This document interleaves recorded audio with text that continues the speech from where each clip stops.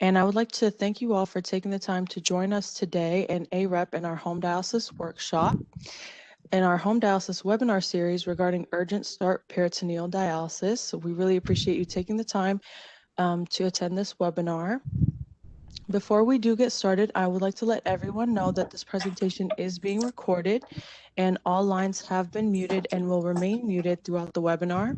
So if you do have any questions, comments, or suggestions, please be sure to put those in the chat and we will get to them in the Q&A session at the very end.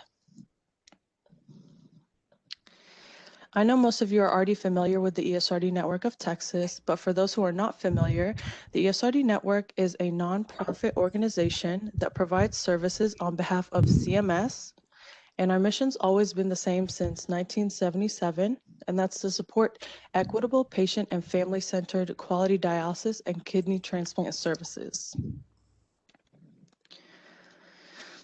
One of the network's main focuses throughout the past couple of years has been to really help promote the rate of patients on home dialysis.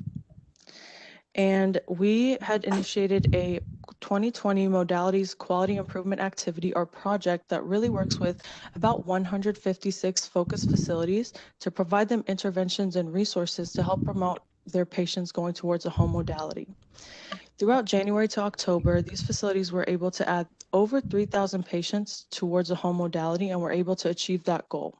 So they saw some really good progress. But if you take a look at the chart on the right, the Network 14's overall rate in home dialysis is still 12.5%, which falls below that national average. So this is something that we want to continue to focus on working on. And taking a look at the prevalent patients by their ESRD setting in Texas, you can see that only 12% of dialysis patients are in a home modality, while the remaining 88% are currently in-center. And then taking a look at the incident patients by their initial treatment setting, you'll see a similar pattern here, with only 12% of patients being initiated in a home modality and 86% are initiated in-center.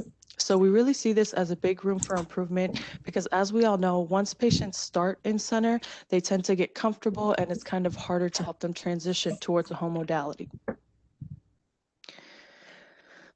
Whenever we're working with our focus facilities, we ask them to complete a root cause analysis to identify the biggest barriers that they face with their patients. These are some of the barriers that they've identified. And as you can see, the biggest barrier was the patient's lack of motivation or family support. And whenever we honed in on that and got more details, that really tends to be the patient's perception. Well, it's the patient's comfort with in-center staff being medical and providing them that care. And then they have a perception that they'll be isolated and won't have that support at home. Another barrier is the patient's lack of eligibility, which really comes down to be their perceived eligibility, whether that's by nurses, dialysis staff, their nephrologists, or even the patient themselves.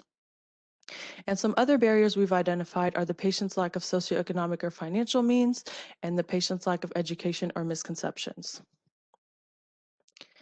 To help address these barriers for this year, the network's implementing the Home Change Package, which really focuses on three main interventions. The first one being the NCC's Universal Staff Education. These are 3 courses that are in PDF format that take about 30 minutes to read. They're really informative and easy to read and can be shared with any staff, including social workers, charge nurses, and most importantly, patient care technicians. We found that sharing this education with patient care technicians tends to be a really good conversation starter on a more casual level for the patients. And upon completing the 3 courses, staff can actually earn 1 free continuing education unit. Another intervention that's a work in progress is the network's Home Dialysis Coalition, which is really going to focus on providing a nephrologist roundtable for open discussion for nephrologists to share barriers, best practices, and learn from one another. Our Home Hero Interactive Events has been a successful intervention that really provides a virtual support group for either current home dialysis patients or patients who are wanting to be on home dialysis to share their stories, hear from other patients, and ask questions directly to home patients. We've had events in January and February, and our next event is coming up in March, so keep an eye out for that. All these resources that I've discussed can always be found on our esrdnetwork.org website, and if you have any questions, of course, you can feel free to contact me. And with that being said, I will go ahead and pass the ball to Stacy so she can tell us a little bit more about their program. Thank you, Miriam. Do you hear me? Yes, we can hear you well. Okay, thank you so much. Good afternoon, everyone, and thank you for taking the time to join our webinar today. As Miriam stated, my name is Stacy Holt-Ely. I'm the project manager for the Advanced Renal Education Program at Fresenius Medical Care North America. Next slide. Thank you. On behalf of the Advanced Renal Education Program, if you could go back one more slide, Miriam, please. Thank you. I would like to thank the ESRD Network of Texas for their partnership to continue to support the renal community through education. I also want to extend our gratitude and sincere appreciation to you, the clinicians on the front lines, for your unfailing dedication to provide the best possible care to our CKD and ESKD patients during this unprecedented pandemic. Before we begin, please allow me to provide a brief overview of our program and to introduce our speaker for today, Dr. Anjali Saxena. The Advanced Renal Education Program is an educational service provided by Fresenius Medical Care North America. We are endorsed by the International Society of Peritoneal Dialysis and the International Society for Hemodialysis. We work closely with a network of distinguished faculty and clinicians to offer up-to-date and evidence-based educational materials to support you advocating for home therapies and improving the care and outcomes for CKD and ESRD patients. Just like the Network of Texas, we are committed to support the renal community through collaboration, outreach, and education, advocating for home dialysis. We have developed a dedicated website as shown here, advancedrenaleducation.com. Here you may access a wide range of free e-learning courses as well as an extensive library of review articles on various topics ranging from general topics on CKD to modality educations on hemodialysis and peritoneal dialysis.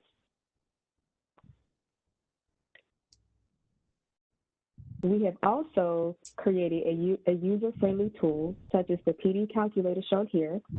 And on the next slide, we have launched a new tool called the HHD calculator. These tools will allow you to enter a patient parameters, generate the estimated prescription data, which provides general guidance for finding the right prescriptions for your patient. If you register as a user, you may access any continuing education courses. You may view all courses, track your progress, and obtain your CE certificates on your personalized e-learning dashboard. On our symposia page, we post registration for all webinars and provide on-demand links to prior webinars. As a registered e-learner, you will receive AREP announcements on new courses and webinar offerings. Without further ado, please allow me to introduce our speaker for today, Dr. Anjali Saxena. Dr. Saxena is a clinical associate professor of medicine at Stanford University and director of peritoneal dialysis at Santa Clara Valley Medical Center in San Jose, California. Dr. Saxena completed her bachelor's degree at Duke University and received her medical degree from Wake Forest University. She completed her internal medicine residency in 2000 and her postdoctoral nephrology fellowship at Stanford University in 2004 and is board certified in nephrology. She serves as the medical director for an independent PD clinic in San Jose, California for the past 16 years and oversees the care of over 60 PD patients.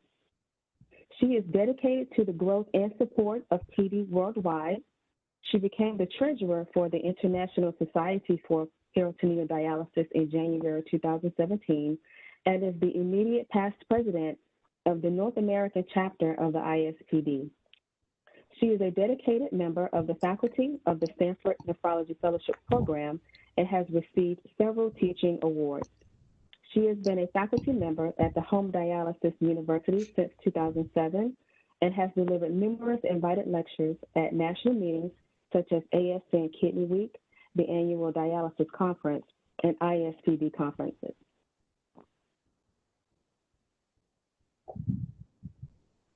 Next slide. Thank you so much for your attention. Let's welcome Dr. Saxena. And Dr. Saxena, we will now pass you the ball to begin the presentation. Well, thank you very much, Miriam and Stacy, for that wonderful and kind introduction, and welcome all participants. I just want to say my heart goes out to you with all of the events of last week, dealing with that and the pandemic. So you're in my thoughts. Thank you for attending today, and despite all of the constraints. So today, this is sort of an exciting topic to talk about urgent start peritoneal dialysis, especially because given the data you just saw from the network, we do want to increase peritoneal dialysis if possible. So this is, we're going to talk about urgent start. And one of the ways that we'll do this is by going through a few of these things I'll show with you. And just before we start, I'll just say that this program has been developed with working with Fresenius, and it's providing data, but it's not supposed to tell you how to prescribe. So you should be using your own judgment for that. The objectives of today are to describe the history of dialysis initiation and define urgent start PD, to understand the outcomes, benefits, and risks with urgent start, to review logistical and prescription considerations when we do urgent start, and then to examine the use of PD for acute kidney injury. So let's begin just by talking about an ideal dialysis initiation. So in an ideal situation, following progression to stage 4 in CKD, and hopefully the patient would have already been referred to a nephrologist, patients should get provided education about modality options, and then be able to make a decision about their modality choice for renal replacement therapy prior to ending up on dialysis. And that will give us time for training, education, access placement before we start dialysis with a smooth follow-up, but hopefully out of the hospital. Unfortunately, this is not what happens in practice, and 40 to 60% of patients in the United States of America have suboptimal dialysis starts. And so what does that mean? That means that they start dialysis either in the hospital and or with a central tunneled venous catheter, and also maybe not with their chosen modality, oftentimes not even receiving education. So why does this happen? It could be a number of reasons. The patient could have had an acute illness and their CKD progressed quickly. They could have had a late referral to nephrology or just never been in the system. They could have had a rapid eGFR decline that could not have been predicted or was more than predicted. And then for various reasons, sometimes permanent access is just not ready when the time comes for dialysis. Interestingly, several studies have showed that even with pre-ESRD care, suboptimal dialysis initiation still occurs. So one study here on the top, this is a study looking at patients who had more than 12 months of ESRD care. And of those patients going on to dialysis, 56% of them, more than the majority, had a suboptimal initiation. Reasons identified in this study included patient-related delays, acute onset of CKD, surgical delays, and then just simply late decision-making, either by the patient or even the nephrologist. Another study looked at patients who had had more than 4 months of ESRD care, or pre-ESRD care, and again, 45% of them had a suboptimal initiation. And the reasons here were lack of referral or timely access creation, or patients spend more time than needed waiting for access due to systemic problems.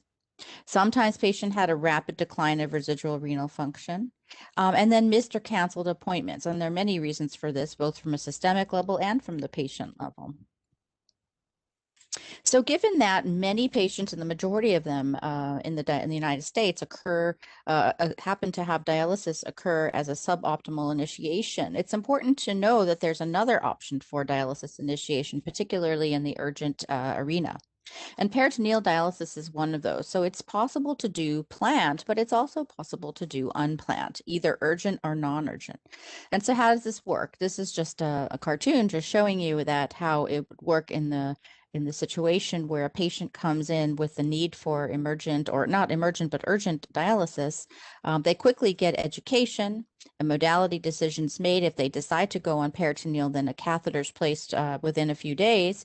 Patient can start PD by having nurses or caregivers do it, and then they get training while they're receiving dialysis and eventually go home on self-care. So that's the basic model, and we'll talk about this in more detail now. Before we start, however, I just want to clarify some definitions. So about a few years ago, Peter Blake and his colleagues up in Canada suggested that we define urgent start differently than early start. And so let me just use those words here. So urgent start would really be a dialysis option for patients with advanced CKD who urgently and unexpectedly need dialysis. And the catheters are used within 48 or sometimes 24 to 72 hours of placement. On the other hand, we can define early start PD as a more elective variant, not waiting the full typical 2 weeks for catheter break-in, but doing dialysis 3 to 14 days after catheter insertion. So those are different terms, and I'll use them differently. And then this should be differentiated from acute PD, which is essentially renal replacement therapy for patients with AKI, generally used for patients who need dialysis in the acute setting and temporarily until renal refunction comes back. Now, if they never get a resumption of their kidney function, they can certainly go on to PD continuously. Let's go to a poll question. So here we go. I'm going to show a slide, and then in a couple seconds, you'll have an opportunity to vote. So the question is, which of the following have you experienced in your practice? A, planned start PD, B, urgent start PD, C, early start PD, and D, acute PD. And you can choose more than one. Let's open the poll. You'll have 15 seconds. Please choose your answer.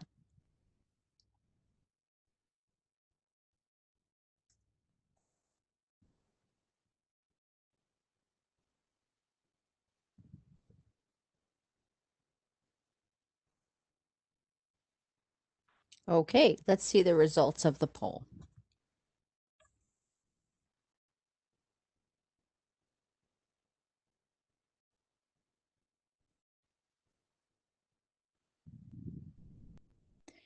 All right. Oh, I'm not seeing this poll. Well, hopefully most of you have had there we go. There's the results. So it looks like 52% have no answer, but 31% have seen planned PD, only 7% early start, and only 9% urgent start, and very few with acute start. So that's good. We'll have some new things to learn about. Okay, so let's talk a little bit about the benefits and risks of PD. One of the benefits about peritoneal dialysis in the urgent setting is that as compared with doing urgent or emergent hemodialysis, patients who do PD urgently tend to stay on PD. And so this is a study from Poland where patients were about 25 patients were given PD urgently. And at 90 days, they queried how many were still on the PD. And it looked like majority of them were still on. None of them had transferred. And this is urgent start patients. So similarly, at three months, again, very few had transferred over to hemodialysis. And even at the 12-month period of time, you can see that there were still very few patients who had stayed, who had changed over to hemo. So doing urgent PD helps you stay on. So that's one of the benefits. Another benefit of urgent PD is that there's no real evidence that there's any change in catheter function with urgent compared to non-urgent start. So here on the left, you see a study that was performed where patients on elective start were compared to patients on urgent start. And what you see is that there were no differences with regards to proportion of catheters remaining complication-free over time in this study. A similar data from that study is shown here in the table. And you can see, again, that in terms of exit site infection, peritonitis, catheter malfunction, primary leak, hernia, hematoma, or bowel perforation, there were no differences in elective versus urgent. Now, there was a difference in terms of catheter leak, a little bit more in the urgent start compared to the elective, and that's important. And I'll talk about how to mitigate or how to lessen those risks. But let's just say that many of those patients with a leak were able to continue on PD after a rest period of a few days. So the leak healed itself and they were able to continue their training. Here's some more data looking at Urgent Start PD and outcomes. So this is looking at Urgent Start PD versus Urgent Start Hemo. Okay, and so what you're seeing on the left is a study from China where patients who got Urgent Start HD were compared to Urgent Start PD. And so the green is Urgent Start Hemo and the orange is PD. And what you can see is there was no survival difference between the two. So PD Urgent Start does not increase your risk for death. A study from Brazil on the right here shows that outcomes with Urgent Start PD compared to Urgent Start HD were the same as well in terms of infection, mechanical complication, hospital readmission, and death. So again, Urgent Start PD is not any higher of a risk compared to Urgent Start Hemo, and you might even have less risks in terms of catheter CVC outcomes. Now, that being said, that the fact that there are very few complications with Urgent Start, it is important to be aware of the potential risks with Urgent Start PD. So studies have shown that Urgent Start PD, it can be associated with an increased risk for catheter complications, mostly catheter migration and leaks compared to planned start. And so I talked a little bit about leaks. So the leaks can be higher in your Urgent Start. Other things that could be a little bit higher are catheter migration, and exit site infection. So just some things to know about this is that in terms of leaks, I talked about a little bit earlier how you could have a rest period that can heal a leak. Other things that reduce leaks include having low volume inflow and having intermittent exchanges where you have a dry period at night so the exit site can heal. Also, doing peritoneal dialysis supine in the lying position reduce the risk of leak. In terms of catheter migration, sometimes you can reduce that risk by having the catheter undergo rectus sheath tunneling, which is an advanced process where you put the catheter in a certain way so that it's downward facing all the time. In terms of exit site infection, leaks can predispose to exit site infection. So if you reduce leaks, you can reduce exit site infections in the urgent situation. The other things are that in an urgent start program, you want to maintain the catheter dressing even while you're doing PD. So you have to dress it in such a way that the catheter is accessible, but the exit site can heal in a sterile environment. So all of these things can help lower your risk. So after we say all of those potential benefits of PD and there are potential risks, the important point is why do we want to utilize Urgent Start PD? So first, we want to avoid the need for two access types in patients who do want to do PD. So let's say you have a patient who wants to do PD, but they haven't gotten their catheter placed yet, and they end up needing dialysis. If you can get an urgent catheter in, you can start Urgent Start PD, and then they never have to have a hemo catheter.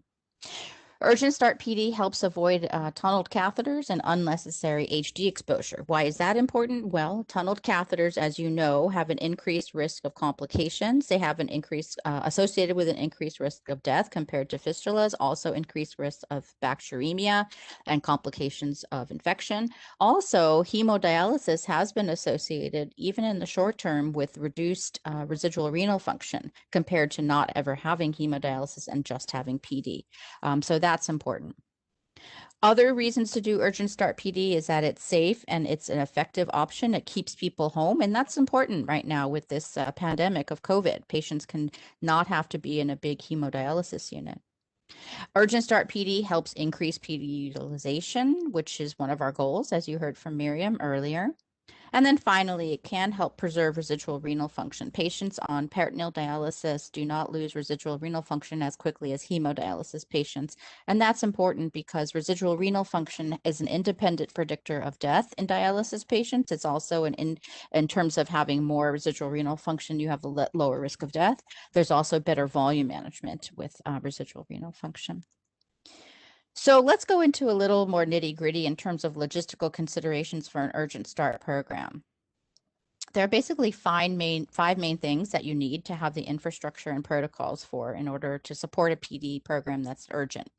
The first is to have a system to identify appropriate candidates, followed by a way to provide education, a way to have prompt PD catheter placement, followed by having trained nursing staff and equipment available, and then being able to prescribe the correct prescription. Let's talk about all of these things a little bit more in depth. So number one, identifying candidates. So it's important to identify potential candidates who are appropriate for possible urgent start PD. Patients who are appropriate are those who require urgent, but not emergent, dialysis. Those who could wait at least 24 hours before starting dialysis. Those who are not appropriate for urgent start PD are those who need to have dialysis right away. For example, a patient with severe volume overload who is about to get intubated or put on mechanical ventilation. A patient with severe hyperkalemia, potassium 7.5. Severe acidosis with extremely low pH, or overdose of medications where hemodialysis would be much more effective in terms of removing the drug. Let's do a poll about identifying candidates. Which of the following patients do you think is a potential candidate for urgent start? So you're going to select only one. A new patient with shortness of breath, hemoglobin 12.5, creatinine 13.6, potassium 7.2. B, a known CKD patient, no shortness of breath, blood pressure is fine, hemoglobin 11, creatinine 6, GFR is 10, potassium 4. C, a new patient with fatigue for the last 4 weeks, some edema, hemoglobin 10.9, creatinine 8.4, and 5.8 for potassium. And then D, as you can see there. Please choose one. 15 seconds.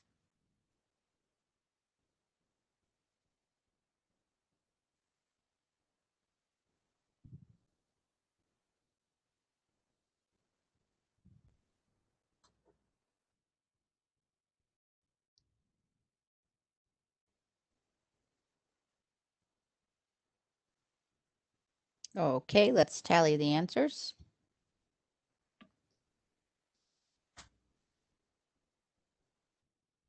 Okay, so while we wait for the answers, I will tell you that the answer here we're looking for is C. So C is a patient who has increasing fatigue, but not acutely. It's been happening for a month, and their potassium is not terribly high as it is in A, where the potassium is 7.2. So in A, hemodialysis will probably be better unless you could get the catheter in right that moment. B is not correct because the patient in B has no acute need for PD within the next 24 hours. They could probably have a catheter put in and wait a week or more. And then D is incorrect because of instability of the social situation and the drug abuse, so they wouldn't be a very stable candidate. Okay, so after we've identified potential candidates, you then want to dig deep a little bit in terms of getting to identify those who would need more education and are appropriate for more education in terms of urgent start, so you could move forward if needed. And there are some surveys that have been developed in terms of having patients quickly evaluated to be potential candidates. So some of the questions on those surveys include, do you plan to work while on dialysis? Do you have a place you consider home? So that's very important. Do you have an accessible restroom? So the patient, I've had some patients who have to go to another place outside for hand washing, so that would be a little difficult. Storage space, so this is important. So you don't have to have a whole big extra room, but you need to have at least a place in your own room where you can store some boxes. Can you keep your home clean? Again, this is all relative, but you don't want to have a house that doesn't have windows that can be closed, or for example, didn't have a clean floor or something like that. And then finally, do you have caregiver responsibilities? So this would be more important in terms of whether the patient would be appropriate for a cycler or not, if they'd have to do manual because they were at night with somebody else taking care of them. In terms of medical and surgical questions that you'd want to evaluate quickly, the main ones include, do you have any psychiatric disorders or memory problems because the patient may not be able to handle their own exchanges? What abdominal surgeries have you had? So in general, abdominal surgery would put them at a better candidacy for laparoscopic placement in case of any adhesions. More of a planned start, but not always. Next is, are they ambulatory and can they lift the fluid bags? And do they have any vision problems that would make an increased risk of connections? And so I put an asterisk here because in those patients, they don't necessarily have to stay off PD. If they have a caregiver available, then they could be a candidate for urgent start. In this case, it would be very important that we identify that potential caregiver soon, within a day or two as well. So after we identify candidates, we want to move on in our program to do patient education. So it's important when we have an urgent start program to realize that many urgent start or any kind of urgent start dialysis patient in the hospital or even in the clinic has very little knowledge of dialysis in general. Okay, so they may have gotten some, but they probably have forgotten it with all of these acute things going on in their health. Also, it's important that patients get the education in the hospital or wherever they present right away, but in such a way that they can make an informed decision. So what does that mean? Well, that means first of all, we want to meet the patient where they are. So the first thing to do is, unless the patient knows that you're on their side, they're not going to listen to what education you're giving. So we should provide support and empathy, remembering that a patient who has an urgent start is probably grieving for their lost kidney function. So first we want to acknowledge that. Then once we've gained trust, we can do education that's patient-centered. And patient-centered means we need to be wary of what is their education level, their language, whether they'll need a home or a family person with them during the education. So it should be individualized. Next, the education should begin with some basic knowledge of the kidney functions, removing waste products, removing fluid, things like that, just to quickly review it so the patient knows what dialysis is going to do for them. I've had many patients who think dialysis is going to get their own kidneys to start working again. So there are misunderstandings that we need to set straight from the beginning. After that, we can then move on and do the education and give the options to the patient and discuss the benefits, risks, and challenges. Sometimes a check sheet can be helpful with the patient, going over what are their goals in terms of getting out of the hospital and starting dialysis. And then finally, education should be written and verbal and visual. So many patients learn in very different ways, and they need to hear things many different times. It doesn't have to be many different times over 3 weeks. It could be over a course of a day or 2 days. But if you give many audiovisual aids, it can help them remember things. I'd like to just show you some data about how urgent education can positively influence modality choice. So this is data from some providers in Canada where an in-hospital education program was started for urgent start. And following that, the patients were queried for what kind of dialysis they chose. And in this particular program, the majority of the patients, it was more than 95 patients, ended up choosing home dialysis. So you can see 17% chose home hemo, which is really a lot more than what we have in the US, which is less than 2%. And 27% chose PD. So a majority chose home after this urgent education program. So it can be very effective if it's done well. The next step in terms of moving on for urgent start after education is catheter placement. So let me ask another polling question here. How are your PD catheters placed today? Open surgical, percutaneous, laparoscopy, or laparoscopy with adjunctive procedures such as omentopexy and adhesiolysis. Go ahead and vote.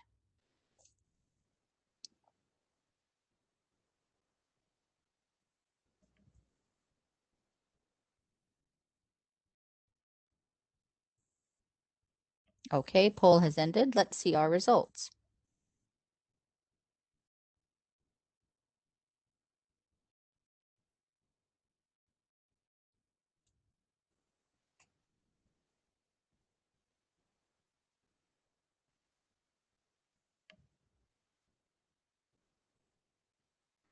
So our results show that the majority of catheters are placed by basic laparoscopy, and then the next most common is laparoscopy with some advanced procedures, followed by percutaneous. So there are some. Okay, so let's talk a little bit about catheter placement in urgent start PD. So the biggest barrier to catheter placement in urgent start PD and the biggest barrier to urgent start PD is actually having the catheter placed. So limiting factors include the availability of willing surgeons or nephrologists or interventionalists to place the catheters competently and on short notice. There are very few studies looking at this question in terms of what gets the best outcomes, because Urgent Start PD has been done for some time, but it's not very widespread. However, the studies that exist do show that placement technique in Urgent Start programs does not appear to be a significant factor in terms of outcomes for the long term. This is one particular study from Canada where it looks at catheter outcomes in Urgent Start program and basically looking at surgical versus laparoscopic versus percutaneous. And in this particular study, there was no significant differences between all of them in terms of leaks, migration, and catheter revision, at least on a statistically significant level. Now, these studies are limited because they are not long-term in terms of a year or more out. They're more short-term, but at least in terms of the first year, it looks like outcomes are fairly good. The one thing you should remember, however, in planned start PD, it seems that data is overwhelming that laparoscopic placement with adjunctive procedures such as omentopexy, arteriolysis, or hernia repair, they have been shown to be better in terms of catheter outcomes beyond a few months and beyond a year compared to surgical. So if you have a planned start patient, you would probably want to go with laparoscopic, especially in the more complicated cases for sure. So after we get the PD catheter placed, and the key is that in an Urgent Start program, we're trying to mitigate going on hemodialysis with a catheter versus having a PD catheter placed by whatever means possible by a competent person, and the outcomes being better overall in terms of being on PD versus HD. After we've done that for PD catheters, when we need to talk about staff and equipment needed for the Urgent Start program.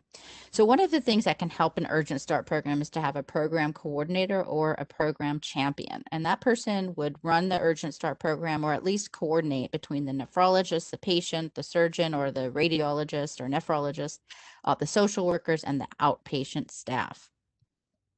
In terms of that coordinator or a person that you'd need at the hospital side, you would need a social worker or a nurse to provide counseling, education to the patient and family, and also be a screener for potential candidates. Nurses with PD experience or who have at least been trained specifically on peritoneal dialysis or at least know how it works and spent some time in the unit tend to be better for Urgent Start programs. You also want some nephrologists who know how to prescribe Urgent Start PD to be on that team. So sometimes it's difficult in a hospital setting to get somebody who can do this education and the counseling. So one thing that I've seen work very well is to have a advanced practice practitioner from your practice, such as a nurse, a practitioner, be the person who can go into the hospital, see the patient clinically, and also provide the education. That could be your champion.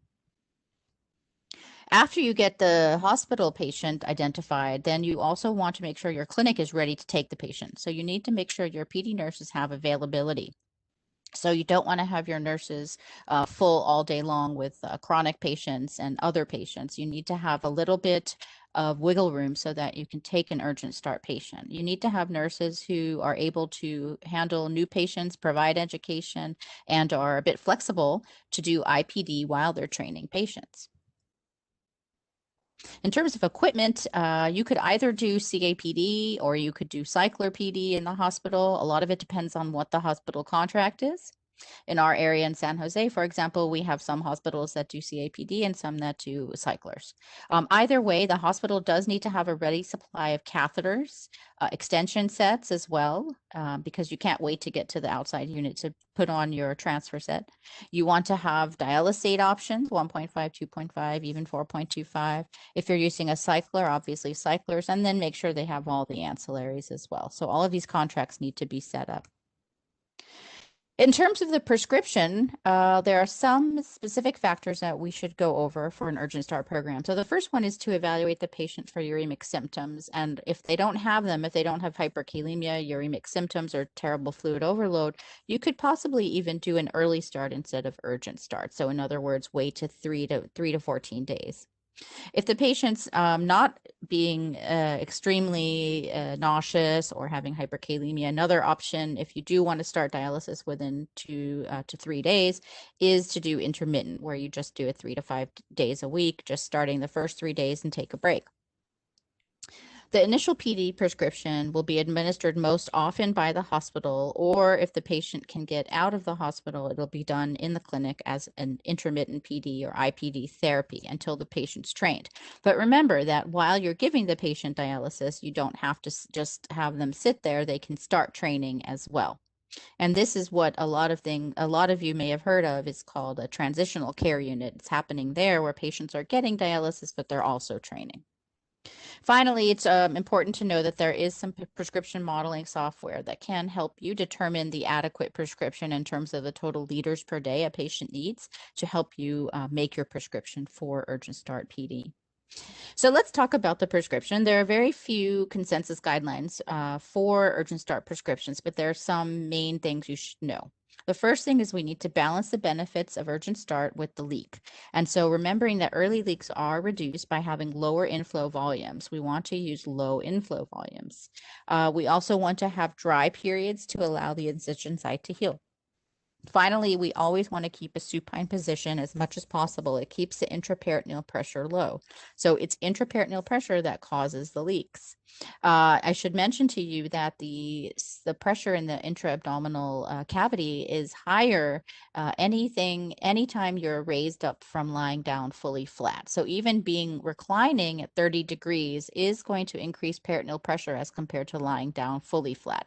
So if you are doing an Urgent Start program, if possible, it's good to have a gurney or a flat reclining chair that lies fully flat, because any kind of sitting position increases your intraperitoneal pressure, increases your risk of leaks.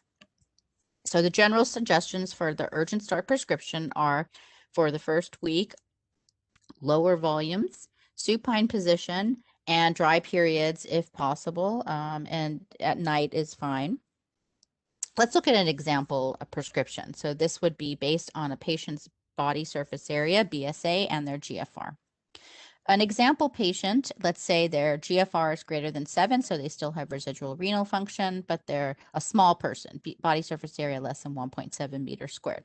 You could use 500 to 750 mils, 4 cycles over 5 hours a day, 5 to 6 hours a day for the first 3 to 5 days, and that would actually give them plenty of clearance, and then you could move on as needed. On the other hand, if they're a larger person, you might want to start with 750 to 1,000 mils for the first few days. A patient who has no or little GFR, again, would need some more volume, because remember that increased inflow volume is the better way to get more clearance rather than more exchanges. And then a larger patient might be able to tolerate up to 1250 cc's right away. And then we do want to have that dry period. Other considerations for your acute prescription are that we want to use the lowest dextrose possible. The reason is because any kind of ultrafiltration adds to the intraperitoneal pressure. So if you have 500 cc's of ultrafiltration at the end of the dwell, you have to add that 500 cc's to what you put in, and that can increase the risk for leaks. So if you can use diuretics, do that. If they have no edema, use 1.5, and I would say 4.25 for very, very severe situations of volume overload, because it will just give you more UF and more intraperitoneal pressure. Other logistics, I mentioned how the exchanges should be all supine. The patient, and this is also, why you should have a dry period so that they're not lying down all day long, 24 hours a day. The patient should really be able to use the bathroom before they're connected. If they need to get up during that IPD treatment, then go ahead and drain them fully, because again, you don't want them to be upright or sitting when they have fluid in the abdomen. Coughing increases intra-abdominal pressure extremely, so any kind of cough should be treated aggressively with cough suppressants. And straining or constipation also causes intra-abdominal pressure to increase, as you all probably know. So we want to have them on daily stool softeners and treating any kind of hard stool right away. In terms of Urgent Start with a CAPD regimen, here's another example. This is just using incremental dose increases. So in this example, a patient could start on day 1 to 3 with 500 to 750 cc's full volume. The dwell time could be 3 hours or so. That would give you plenty of clearance. And then after that, day 4, you could increase to 1,000 or 1,250 if they're a larger patient. And then after a week, it would be perfectly fine to go to full volume. Okay, let's go to a poll question about prescription. This is a 58-year-old female, presents with nausea and worsening hypertension, edema, and her labs are as shown. Choose which of the following you would prescribe.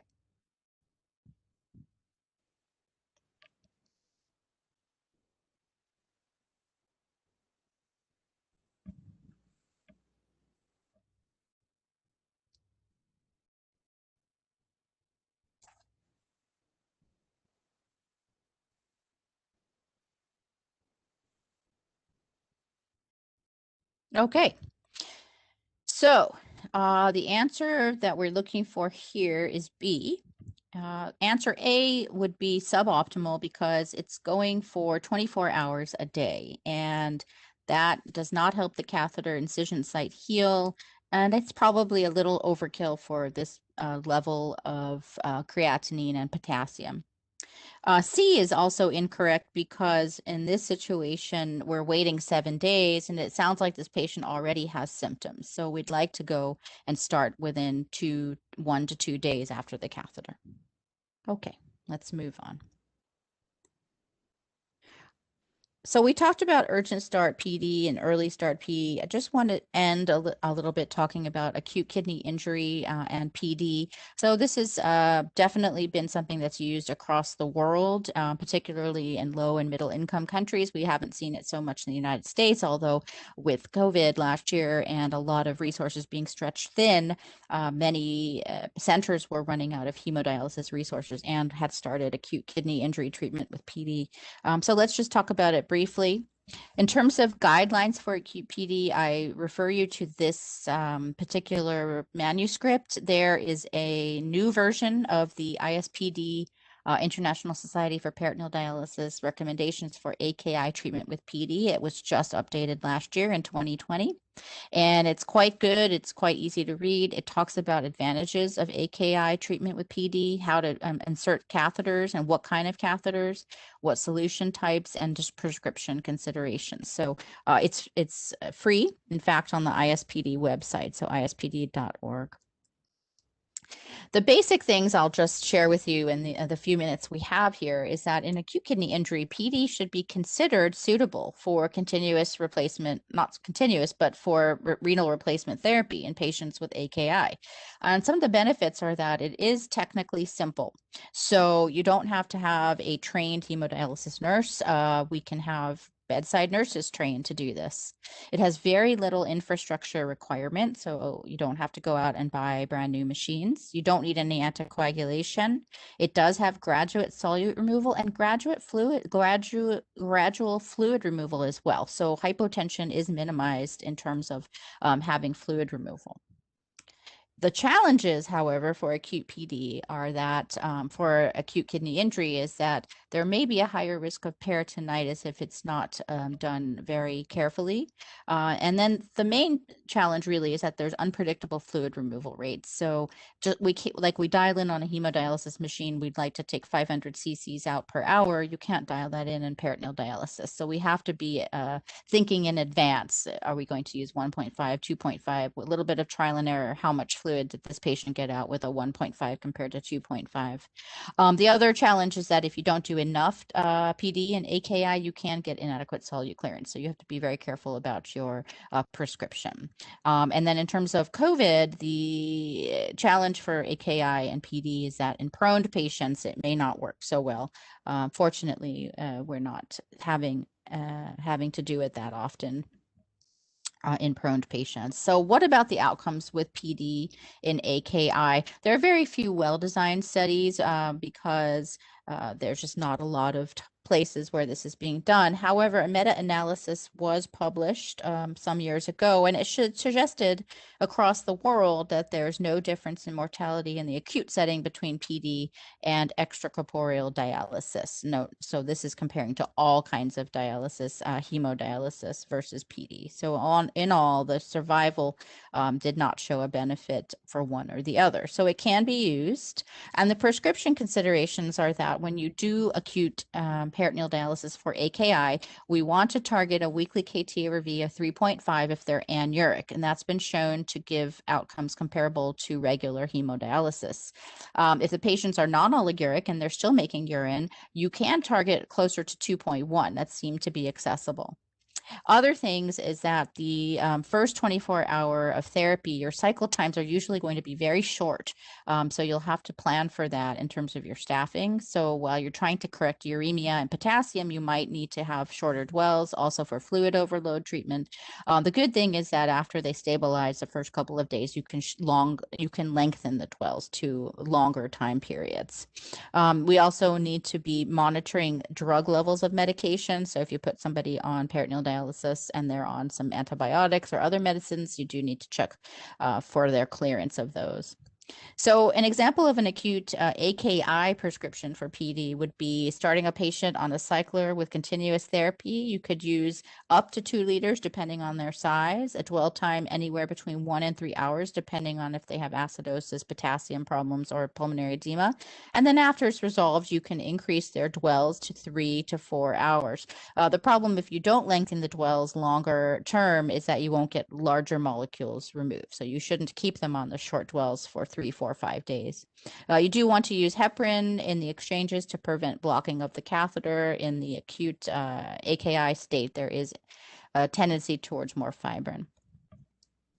So we talked about a lot, and I'm going to just summarize here what we talked about. We talked about Urgent Start being a safe and effective renal replacement therapy that can achieve similar outcomes to planned Start PD and Urgent Start Hemo, and it does not involve a central venous catheter.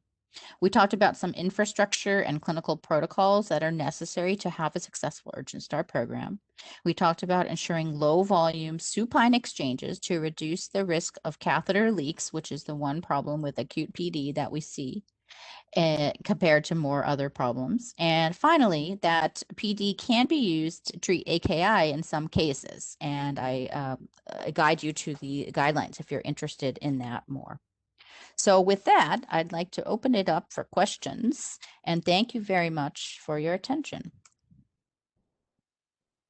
Thank you so much, Dr. Saxena, for that great presentation on Urgent Start PD. So this is Stacy. We don't have any questions just yet, but I did want to make sure that, Belinda has asked a question, okay? She wants to know, are there any suggestions or experiences you've had with preventing leaks for patients with, you're going to have to help me pronounce this, ascites? Oh, ascites. Ascites. Thank you. Okay, all right. Thank you. Yeah, so that's an interesting question. So it's infrequently that we do peritoneal dialysis for patients with ascites. However, what I suggest is the following, is that try to keep the patient supine as long as possible.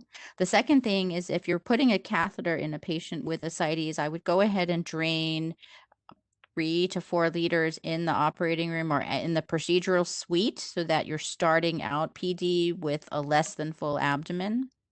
And then finally, you want to make sure in those patients who have ascites, they already have some fluid overload. With each exchange, in addition to what you expect them to alter filter, you probably want to take out an additional 200 to 500 cc's per exchange so that you're managing their ascites and reducing the intraperitoneal volume. But it's very uncommon. I probably would recommend for a patient with ascites chronically to do a planned start rather than an urgent start. Thank you so much, Dr. Saxena. While we're waiting for additional questions to come in, I would like to ask a few based on the webinar that was held last week, if you don't mind. The first question I would like for you to answer is, someone had a question about how to deal with constipation upon initiation of Urgent Start. That's a very good question. So the The first thing, in fact, is to even go beyond that and to go to right before you put the catheter in. So if you know you're going to put a catheter in, probably you're going to have at least 12 hours because the patient has to be NPO. So during that time, I would do a bowel prep. So you could do Miralax, you could do lactulose, you could do magnesium citrate, but prior to the catheter going in, go ahead and do a bowel prep. Afterwards, we need to keep them on a daily stool softener, such as Docusate. And if they do not have a bowel movement every day, we need to get them on some kind of laxative. And so again, the gentlest things usually is like polyethylene glycol, which is Miralax. You can use lactulose if you need a liquid, but bowel movement every day, and then pre-prepping them prior to catheter placement, and then avoiding narcotics. And I've got a question here for you, Dr. Saxena. Is it safe to use heparin in the chronic urgent start patient if there are drain complications? Yes, absolutely. So one of the most interesting things about heparin is that it's not well absorbed into the systemic circulation. So if I were to check my blood PTT after intraperitoneal heparin, it would not be elevated particularly. So they don't have bleeding complications systemically. So it's perfectly fine. But remember, the dose is 500 units per liter. Okay, thank you. And then it looks like we've got another question here. Is there a benefit of using the cycler versus doing the manual exchanges? Good question. So the benefit of the cycler is mostly manpower. So if you don't have the ability to do, if you have a patient with hypervolemia or hyperkalemia, you need a rapid dwell and drain, the cycler can be helpful for that and not having to do it by hand. Other than that, the benefit is really just convenience. So yeah, that's what I would say is the biggest thing. Okay. And then we've got another question here. Is magnesium citrate okay for renal patients? Yeah, that's a good question. So typically the patients are going for PD, still have residual renal function. So one dose, which would be about less than 160 mLs, in fact, less than a big bottle of one dose of magnesium citrate has not been shown to increase magnesium levels. Okay. And then earlier you mentioned some of the risks of urgent start PD was migration. Do you know why that happens? Yeah, so in urgent start PD, oftentimes the catheter, it cannot be placed with the laparoscopic techniques that make it stay downward facing. So it's basically related to the placement technique. So when you're doing percutaneous or interventional techniques, we don't have many tools at our disposal to do the techniques that keep the catheter downward facing. So that's basically it. Another thing that's important for reducing migration of the catheter is to avoid constipation, because a constipated bowel can push the catheter up into the upper abdomen. Okay, thank you. And if anyone else has any questions, please be sure to put them in the chat. I do see we have a question here asking, can we send the AKI protocol? And so this presentation will be recorded and the slides and recording will be available after. And I would urge you also to look at that document from ISPD for AKI. It's really helpful and has some examples. Thank you. And Stacy, do we have any other questions in the chat? I'm looking now. I do not see any additional questions. However, I did have a question come in last week. Dr. Saxena, can you speak to PD in obese patients? Oh, sure. In general, so the factors about peritoneal dialysis in obese individuals are several. One is catheter placement. So the typical catheter, 57 centimeters, may be too short for some obese patients due to excess skin folds or excess subcutaneous fat. So we want to be sure we have the correct catheter length. The second thing is that we also want to be careful of catheter exit site placement. So I've seen this in a lot of obese individuals where their catheter exit site is placed in a place where they can't see it, maybe underneath a pannus or down underneath a skin fold. So we would would like to do pre-operative catheter exit site marking so that we know it's in a place that they can see. We want to check their exit site marking where we plan to put it when the patient's in the clinic in an upright situation, because obese individuals, if they have skin folds, they'll tend to fall away when they're supine, so you won't see them. The next thing is that to remember that in obese individuals, we may need higher inflow volumes, and they usually can tolerate them. So that's important as well. So those are the major things, at least in the beginning, about obese individuals, but they are not precluded. They are not prevented from doing PD whatsoever. Okay. And thank you, Dr. Saxena. It looks like we're coming up on our time here, but we do have one final question that we'd like to address with you is what kind of abdominal surgeries in the past are okay to start Urgent Start PD? Yeah, that's a good question. So I think a simple C-section would be fine, an appendectomy, that's simple. The situation where I'd consider doing planned start PD would be somebody who had a ruptured appendix and had appendicitis with some complications. They may have scarring, or a patient with 3 or 4 cesarean sections and some scar tissue that you can see, or a patient who's had a hernia repair and now it's recurred. So those would be a little bit more complicated. And if you have any questions, you can certainly consult the person who puts it in your catheter, and they should be aware of some of these things as well.